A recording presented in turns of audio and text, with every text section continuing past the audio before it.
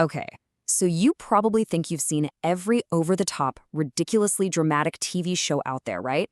I am telling you, you have seen nothing. Today, we are digging up a short-lived 80s soap opera that was so chaotic, so gloriously unhinged, you just have to hear about it to believe it. Get ready for rituals. Just let that sink in for a second. This is how the show started. This wasn't a season finale cliffhanger, no. This was the very first episode. The main family is mourning their matriarch, and her estranged daughter literally interrupts the funeral by landing a helicopter. The tone was set from minute one, completely and utterly bonkers.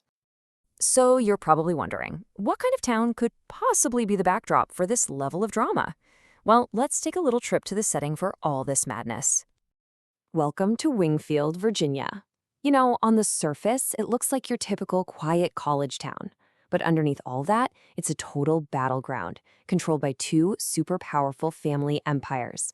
And right in the middle of it all, an all-girls boarding school, Haddon Hall, which, as we're about to see, is about as far from a normal school as you can get.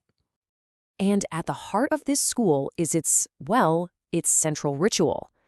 See, Haddon Hall has its annual tradition where the students, they call them Haddies, gather by a river in their nightgowns to reenact a local legend. It involves a boy from the men's college next door, literally sweeping one of them away to be homecoming queen. Yep, you heard that right. This was the actual backdrop for a daily soap opera. But these strange town traditions, they were just the appetizer. The main course was the nonstop drama being served up by the families who basically ran the whole place. So on one side, you have the Chapins. They are old money, living in this massive estate, and they are just dripping with materialistic greed. And then on the other side, you've got the Gallaghers. They're a working-class family, they run a local motel and bar, and they're headed by this truly awful patriarch and are just drowning in dark secrets. Of course, their lives are hopelessly and very dramatically tangled together. So what was fueling this engine of constant drama?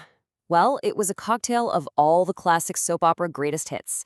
We're talking nonstop fights over wills, a truly staggering number of secret affairs, and of course, the ever-present bombshell reveal of an illegitimate child. It was just a ridiculous, never-ending cycle. All right, now we get to the best part, the actual plot lines. Because they weren't just dramatic, they were certifiably bonkers. I mean, seriously, just think about that. 260 episodes in 1 year. That's a brand new episode every single weekday. With that kind of insane schedule, the writers had to get creative, and boy, did they ever. You gotta hear this. They decided to kill off the town's most hated man, Eddie Gallagher, but they turned his murder into an interactive event. The show launched a contest where viewers could literally call a hotline and guess the victim, the killer, and the motive to win a prize. It was part soap opera, part true crime game show. Wild. And then you have the death of the other family patriarch, Patrick Chapin. He wasn't murdered, though. Oh no. He died of a heart attack while in a romantic embrace with his own daughter-in-law. The writers really they went there. And the twists just kept on coming. Remember Carter Robertson, the headmaster of Haddon Hall who absolutely despised the Chapin family? Well, after Patrick Chapin dies, it's revealed that Carter was actually Patrick's secret, illegitimate son. So he inherited the very family he spent his entire life hating. You just can't make this stuff up. And for the grand finale, Christina, yep, the same one from the Fatal Affair, she shoots her own sister, Sarah, and Sarah's fiancé, CJ. Her sister dies, but CJ survives, so Christina marries him while he's still wounded. This wasn't some mid-season shocker. This is how they ended the entire series. Absolutely unbelievable. So after a finale that insane, you have to ask, what happens next? What kind of legacy does a show that burned so bright and so bizarrely leave behind? The show's original run was a complete whirlwind. It premiered in the super competitive world of 80s syndication, burned through its entire wild story in just 1 year, and then it was gone. But in a twist that's worthy of the show itself, a reboot was announced decades later in 2017, which just goes to show you can't keep a good, crazy soap opera down. Now, you might think a show this wild would be full of unknown actors, but the cast was surprisingly star-studded. I mean, it had a former James Bond, George Lazenby, Tina Louise, who was Ginger on Gilligan's Island, plus stars from huge shows like Welcome Back Kotter and General Hospital. This eclectic mix just proves they were putting some serious money behind all this madness. Let's just pause on this number again. 260. That is more episodes in one single year than most big-name dramas produce in their entire run.